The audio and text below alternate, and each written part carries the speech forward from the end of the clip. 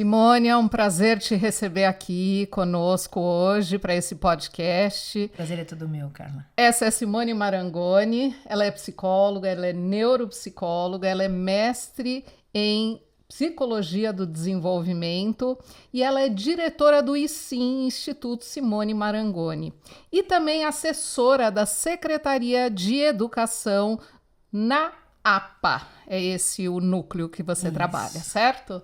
Então, bem-vinda, vai ser ótimo estar aqui com você. Estávamos falando agora há pouco que nos conhecemos há uns 25 anos, mais né? ou menos. E é um prazer, né? Uma vida bem vivida, principalmente dentro da psicologia e da neuropsicologia, né? Isso aí, é um grande prazer estar aqui de novo com vocês. Obrigado pelo convite. E é verdade, a gente fez um longo percurso aí de uns 22 anos, né? 23 anos juntas na neuropsicologia. Pois é, a gente inclusive não sabia nem que tinha esse nome, né? Neuropsicologia, mas aquilo foi entrando, né? Entrando, a gente foi assimilando aquilo de um jeito, e era Luria, era Vygotsky. E aí a gente falou, isso então é a neuropsicologia, e a gente foi, né? Internalizando tudo isso, todos os conceitos. E eu trago, assim, você, Simone, aqui para esse podcast. Eu e a Marina, a gente convida você para vir aqui. Obrigada.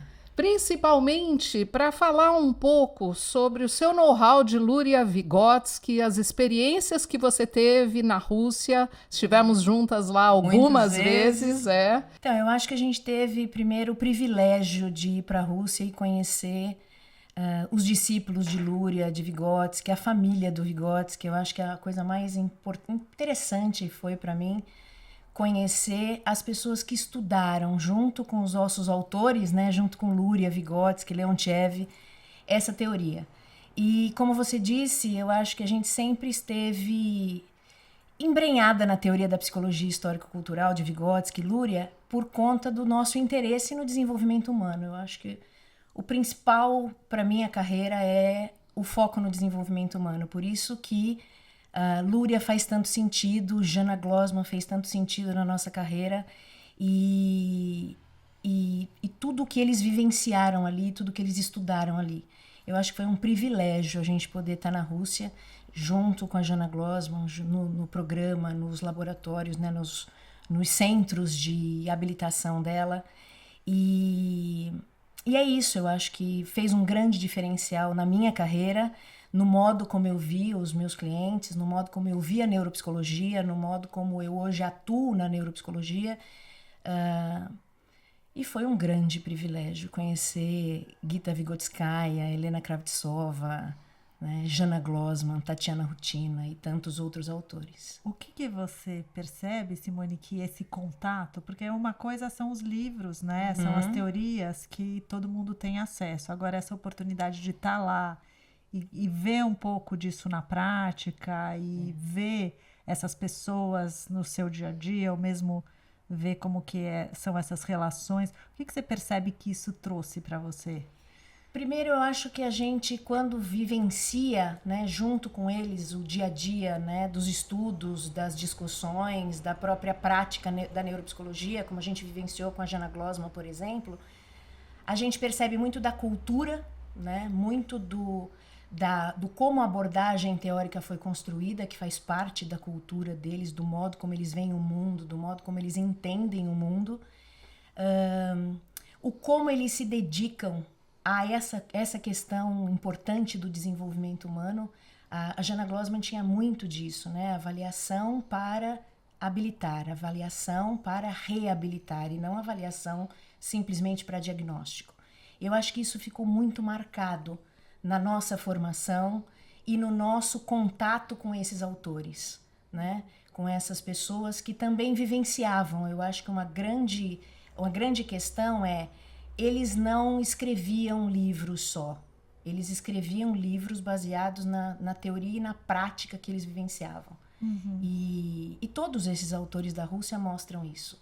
Eles escreviam sobre a neuropsicologia, sobre os sistemas funcionais. A Jana escrevia sobre tudo isso, mas ela fazia isso na prática. E essa junção entre teoria e prática, que é a base da abordagem, né, a gente pôde ver isso lá de perto. E era cada vez que a gente ia para a Rússia escutar eles falarem, discutirem, porque eles discutiam muito teoria, né? Eram discussões fervorosas, né? Que a gente, assim, na cultura do Brasil, ficava até um pouco... Nossa, eles estão brigando, né? Porque eles discutiam teoria, eles discutiam conceitos, né?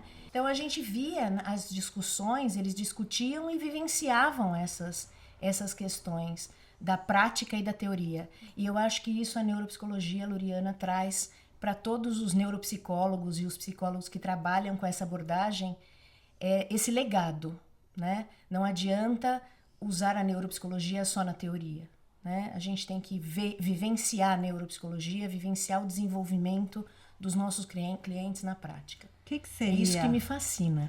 O que seria vivenciar a neuropsicologia só na teoria, quando você fala isso? Quando a gente vê, por exemplo, a Jana Glossman na atuação prática, mudando as questões da avaliação e vai lá e discute e vê e altera a avaliação e faz a avaliação e discute com os alunos e vê a criança no desenvolvimento, na estimulação e na habilitação, você vê a teoria ali sendo constituída, né? Então, assim, veja se eu entendi. Seria uma diferença assim, que você não tem uma coisa assim muito formatada, que você tem que seguir um padrão e ficar fixo nele. Você vai pensando conforme você tem a sua base, você tem o seu referencial, mas você vai raciocinando conforme as coisas estão acontecendo de uma maneira um pouco mais aberta. Seria isso? Não só a gente como profissional, né? Não só nós como profissionais, mas a própria construção e fundamentação da teoria da neuropsicologia luriana, né? Não que ela esteja em constante transformação, em constante construção, não. Ela é uma base sólida, ela é uma teoria muito sólida. Mas essa possibilidade de ver os discípulos de Lúria, né, atuando, eu acho que poucas pessoas em outras abordagens teóricas conseguem, né, ver essa teoria na prática. Por isso que eu acho que é um privilégio mesmo ter conhecido, vivenciado e estado com essas pessoas. Eles foram muito generosos conosco, né, Simone? Eles recebiam a gente nos centros, né, e proporcionavam ali um ambiente para que a gente conhecesse a execução prática, né? Isso. Colocar a teoria na prática. E é isso que eu acho mais interessante. Quando a gente fala de Vygotsky, quando a gente fala de Luria, a gente fala da relação, né? Uma relação de desenvolvimento, uma relação de construção. E nós éramos alunos, né? Jana Glossman, discípula de Luria, e nós, alunas, né? Estudando a neuropsicologia. E quando a gente entrava nos centros da Jana, por exemplo, nós discutíamos tomando o chá né? E conversando. Eles foram muito generosos, não só afetivamente, como profissionalmente. Eu sou muito grata a todos eles de ter essa possibilidade. Sim, eu acho que foi um grande diferencial na minha carreira, né? E que eu tenho passado, e sei que a Carla também faz isso, de passar isso para as pessoas dos quais estão estudando a neuropsicologia. Né? E o que você achava, Simone, quando a gente ia lá e via aquelas crianças rolando no chão, né, engatinhando, fazendo soldado? A gente olhava para aquilo e falava assim, nossa, mas, né, como que o que isso tem a ver de fato com a neuropsicologia? Então aquilo era uma novidade, era uma coisa diferente, porque a gente conhecia a neuropsicologia de mesa, né? Isso. E eu acho que isso é um grande diferencial, né? Essa teoria de mesa, essa teoria da avaliação, essa teoria do ver o que não está funcionando, né? Não é a teoria do Luria, né? Não é a teoria do que a gente está habituada, né? E, de fato, a gente estranhou aquele modo de atuação.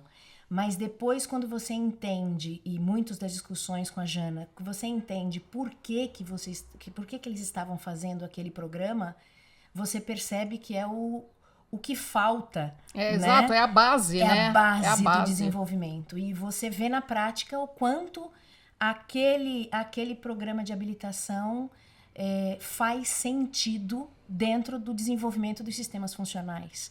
Principalmente quando a gente vê hoje crianças em que não tem a vivência de determinados movimentos, de determinadas características que a criança fazia, de rolar, de brincar, de subir em árvore, de descer em árvore, de pular muro, de correr na rua.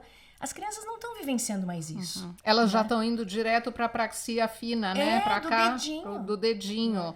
Sem muito significado do que é a consciência do próprio corpo, né? E a gente começa a ver adultos, né, de 20 anos, de 25 anos, com dificuldade de orientação visoespacial, com dificuldade de coordenação global do corpo, com dificuldade de consciência corporal, né?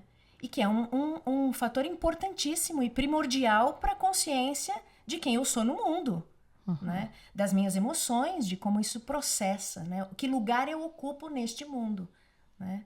Então, no começo a gente fala, mas por que é que a criança rola, né? Por que é que você faz olho-língua, né? Exercícios de olho-língua. Por que é que você faz exercícios de compreensão auditiva? Mas quando você entende, de fato, toda a construção dos sistemas funcionais, é primordial, né? E assim, muito sábia da Jana Glossman de construir um programa desse.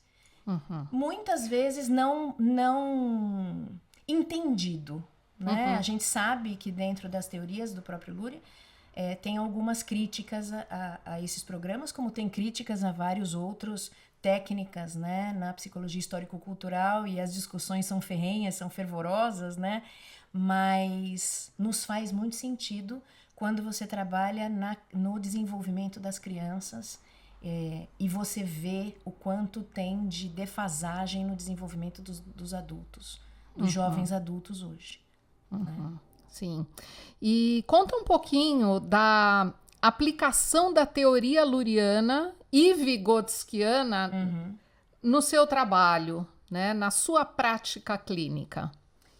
Eu acho que a teoria da Vygotsky, né, da histórico-cultural, como de Luria, eu não consigo mais ver uma teoria sem entender a outra, né? Eu não consigo ver Vygotsky sem entender Luria, eu não consigo ver Luria sem entender Vygotsky. Então, eu acho que quando a gente vê essa teoria unida, né, você vê a psicologia vigotskiana, você vê Luria ali, né, no desenvolvimento desses sistemas, no desenvolvimento do conceito de zona do próximo desenvolvimento, no conceito de mediação, no conceito de desenvolvimento humano de uma maneira geral. Né? Então, ao longo desses 22 anos da teoria, né, eu fui integrando Luria, Vygotsky, entendendo, revendo, internalizando, reorganizando a minha prática clínica, e hoje eu trabalho com desenvolvimento humano. Hoje eu me autodenomino, né, neuropsicóloga clínica, porque eu entendo que quem compreende a neuropsicologia luriana é um psicólogo, é um psicoterapeuta, é um profissional para desenvolvimento humano. Então eu já não tenho mais a nomenclatura de que eu sou psicóloga, psicoterapeuta e neuropsicóloga. Hoje eu sou neuropsicóloga, né? Neuropsicóloga luriana, né? Que pensa em avaliar para criar estratégias de intervenção, que pensa que a emoção e a cognição são sistemas interligados e que não se separam, né? E que a psicoterapia é uma prática da neuropsicologia e a estimulação é uma prática da neuropsicologia, enfim. Então, é isso que eu vivencio todos os dias, né? Eu atendo crianças, jovens, adultos e idosos com a avaliação luriana, né? E a Jana Glossman nos deu, e o Sinapse nos deu de presente, né, a bateria de investigação neuropsicológica. Agora sendo revisada. Achei ótimo essa vai história, ser relançada. Né, de ser relançada. E trouxe um diferencial muito grande na avaliação, né? Porque aí a gente usa os instrumentos, de fato, pensados pela teoria, pelo Luria, pela Jana Glossman. Isso fez um diferencial tamanho, né, gigante na nossa prática. E eu faço avaliação para criar um plano de trabalho terapêutico, né? E dentro desse plano terapêutico, a gente tem a psicoterapia, a gente tem a habilitação, a gente tem o programa de habilitação da Jana Glossman, a gente tem as técnicas dos jogos de reabilitação e de estimulação. Eu vou voltar um pouco numa coisa que você falou lá atrás, mas ficou aqui. Tá bom. Você falou em sistema funcional. E eu acho que as pessoas não sabem o que são sistemas funcionais. Você podia explicar um pouquinho? Então, quando a gente pensa na neuropsicologia luriana, a gente pensa as nossas funções mentais como uma orquestra, né? Em que a gente tem vários processadores, vários instrumentos musicais que a orquestra tem, violinos, percussão, flautas, né? Que são os nossos processadores, e a gente tem um grande maestro fazendo todos aqueles instrumentos tocarem numa melodia que a gente chama de função mental. Então, quando eu vou realizar uma tarefa, né, escolar ou uma tarefa de cozinhar na minha casa, não necessariamente uma tarefa que esteja num aprendizado formal, né, eu uso determinados sistemas funcionais para fazer aquela tarefa com começo, meio e fim, né? Então eu utilizo determinados instrumentos daquela orquestra para tocar aquela música, né?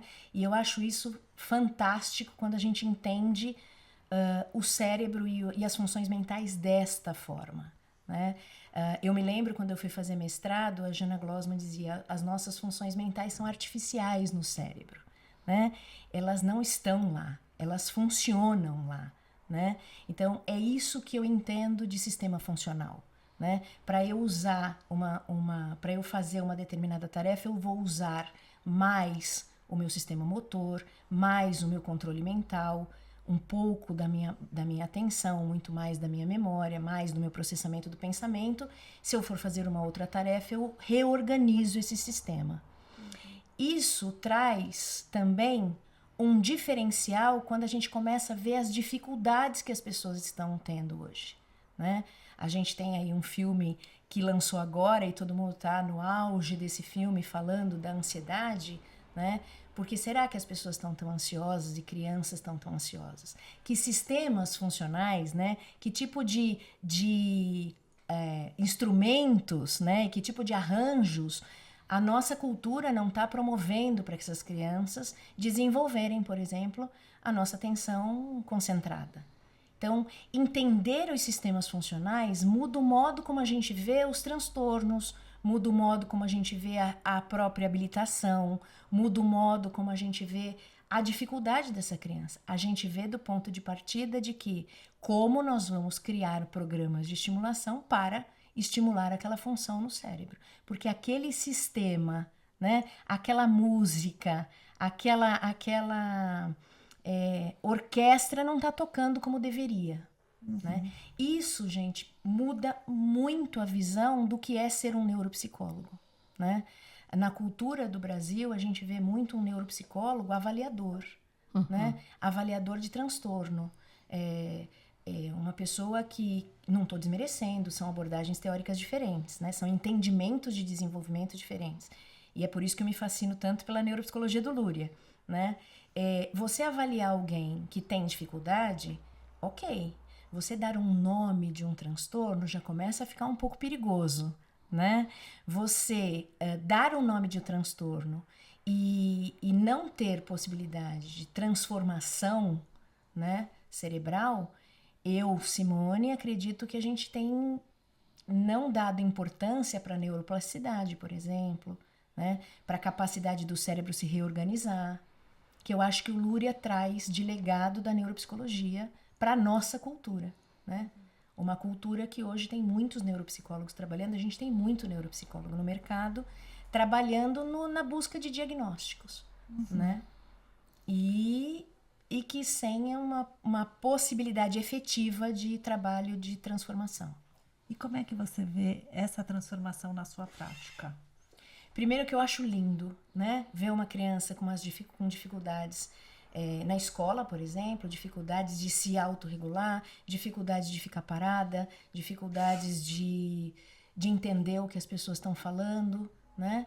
E que depois de você de fato avaliar para entender como que essa criança tem dificuldade, não é a dificuldade, é como essa dificuldade aparece, né? E aí eu acho que é o legado aí da neuropsicologia do Luria, o que a Jana Glossman sempre dizia para nós, é o como. E aí não quer dizer se tem ou não tem, é como isso aparece. Como isso aparece.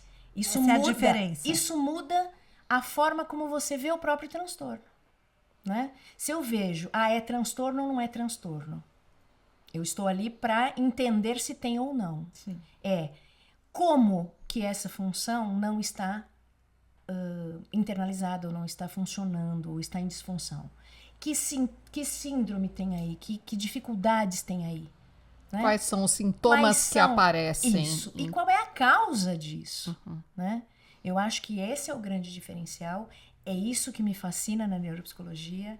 É isso que brilha meus olhos. Né? E quando você vê um processo inicial de uma avaliação do como, né? Um programa de estimulação, de habilitação, de tratamento, de terapias, enfim, a gente pode dar vários nomes para isso, né? Mas é um programa de desenvolvimento.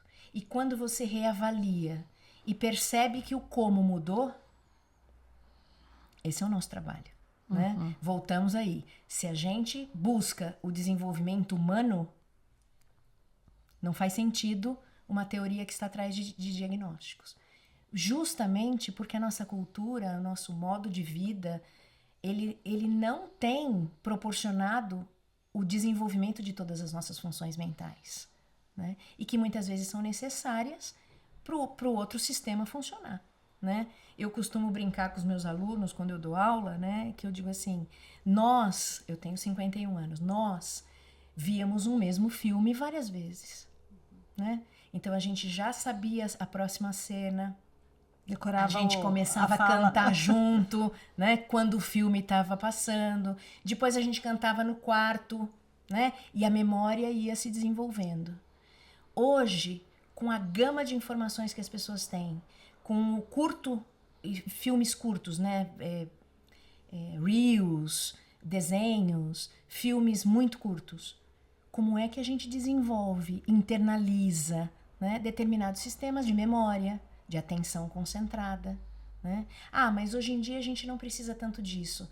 Precisa, porque são sistemas que vão ser necessários para um sistema de processamento de abstração, de pensamento abstrato, de controle mental, né? Na escola, para você aprender, para você abarcar a sua ansiedade quando você está focado em alguma coisa, é isso que é sistema, né? Uma coisa necessita da outra, uma função necessita da outra para funcionar, né? E aí você vê o número de crianças com dificuldades atencionais, cresce o número de transtornos de atenção, e aí a gente fica sem recursos para dizer essas crianças não estão habilitando determinadas funções, precisamos habilitar essas funções no cérebro, né?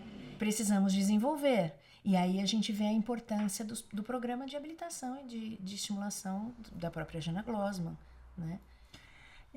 Bem brevemente, uma outra coisa que você falou que eu acho que é legal da gente falar para as pessoas que estão ouvindo, o que é função mental? Então, é um produto que você vê como ação. Então, eu aqui estou falando. A minha fala é uma função mental, né? A minha verbalização, o uso da palavra é uma função mental, exclusivamente humana, né? Só que para eu falar, tem uma série de instrumentos, de processadores, de sistemas acontecendo no meu encéfalo, no meu cérebro, né? Eu estou tendo controle mental, porque eu preciso estar focada no que eu vou falar com começo, meio e fim, né? Eu preciso estar selecionando todas as outras palavras que aparecem no meu sistema de fala, que não são necessárias nesse momento. Nós temos o tempo correndo, né? Então, tudo isso está sendo processado no meu cérebro para que essa função apareça. Que a fala é uma função mental, a memória é uma função mental, é um produto de um sistema mental acontecendo. E que é isso que a gente avalia, né? Fala, memória, pensamento, orientação visoespacial, atenção, emoção, raciocínio lógico, matemático. Né? E Simone, para finalizar, você como coordenadora de curso de especialização em neuropsicologia, o que você acha primordial um aluno aprender para ele se formar um neuropsicólogo? Eu acho que, primeiro de tudo, Carla, a gente precisa mostrar que a neuropsicologia não é um instrumento só de avaliação. Perfeito. Né? A minha crítica hoje à neuropsicologia é o uso que a neuropsicologia está sendo realizada. Qual é o uso da neuropsicologia? A serviço do quê? Que a neuropsicologia está sendo utilizada na nossa sociedade. Né? Então, a primeira coisa eu acho que é a neuropsicologia, ela é muito mais do que uma técnica de avaliação. Né? De eu aprender instrumentos para avaliar as funções mentais ou os transtornos mentais. Ser neuropsicólogo é ser um profissional que entenda de desenvolvimento humano, entenda de desenvolvimento mental, e quando eu digo desenvolvimento mental, eu estou dizendo cognitivo e afetivo emocional. Né? Entenda de construção de sujeito. Né? E eu acho que isso é o que a neuropsicologia luriana traz. Então, hoje, o que eu acho é que a neuropsicologia luriana tem que ser muito mais difundida e divulgada na nossa sociedade. Entendo também o motivo de não ser, né? E vou dizer a minha ideia sobre isso, né? Quando a gente trabalha com neuropsicologia luriana, a gente trabalha com uma complexidade de um sujeito. E hoje o nosso ensino, mesmo na graduação, pós-graduação, está cada vez mais simplista, né? Cada vez mais... Acho que mais em pedaços também, isso, né? Dicotomizado, né? E cada vez mais a gente está dicotomizando um sujeito, e isso não é só na psicologia, é na medicina, em todas as nossas áreas da saúde, cada vez que a gente setoriza, né? Então, eu sou especialista em joelho, eu sou especialista em quadril, eu sou especialista... E esquece um sujeito. Então, eu sou avaliador de função mental, eu trabalho só com reabilitação, mas eu não faço avaliação. Eu não trabalho com psicoterapia, mas eu faço avaliação. Então, a coisa fica muito dicotomizada, né? Eu preciso fazer um trabalho aqui, eu preciso fazer um trabalho ali, e eu não estou descartando um trabalho multiprofissional, tá? Mas eu acho que a visão mecanicista, na realidade é isso, tem que ser cada vez menos difundida na neuropsicologia. Nós estamos trabalhando com o ser humano, nós estamos trabalhando com desenvolvimento humano. E você diagnosticar uma criança que nem teve a possibilidade de desenvolver a atenção, né, plena, já com um transtorno de atenção, isso é um perigo, porque essa criança acaba sendo vista pelo transtorno e não vista pelo sujeito que está em desenvolvimento. Então, quando a gente fala de neuropsicologia, principalmente nos cursos de pós-graduação, ou mesmo na graduação, que a gente já trabalhou em graduação com isso, né, a gente precisa difundir o ser humano integral, né, um ser humano que tem um corpo, mente, por isso a estimulação de rolar, de andar, de engatinhar é tão importante, esse ser integral, né? Ele não é só racional, ele não é só cognitivo, ele não é só emocional, ele não é só comportamento, né? Então, eu acho que esse é o nosso legado, né? Cada vez que a gente martela essa questão, né? Força essa questão do curso de especialização em neuropsicologia luriana, vai em congresso, e a Carla vai muito em congresso difundir essa teoria, e na prática, e você vai para os pais que estão querendo diagnóstico, dizer, olha, para além do diagnóstico, a gente tem isso. É um trabalho que me fascina, é um trabalho que não é um trabalho fácil, mas é um trabalho necessário, principalmente para a nossa sociedade. Né? Simone, a gente gostaria de te agradecer muito por estar aqui com a gente, por trazer toda a sua teoria aplicada à prática, né? Muito especial mesmo, né, Marina? Obrigada, Simone, foi muito bom ouvir o que você tinha para compartilhar com a gente. Obrigada. Espero que as pessoas possam aproveitar e ir atrás, né, disso tudo que a Simone trouxe, percebendo a diferença entre essa forma de ver a neuropsicologia e tudo que isso abre em termos de possibilidade de desenvolvimento para as crianças e para as pessoas que têm acesso a ela. Obrigada, Simone. Muito obrigado, agradeço sempre o convite. Muito obrigado, Carla, pela parceria de sempre. E é um prazer estar aqui falando da neuropsicologia que tanto me agrada e tanto a gente trabalha e pratica isso. Muito obrigada.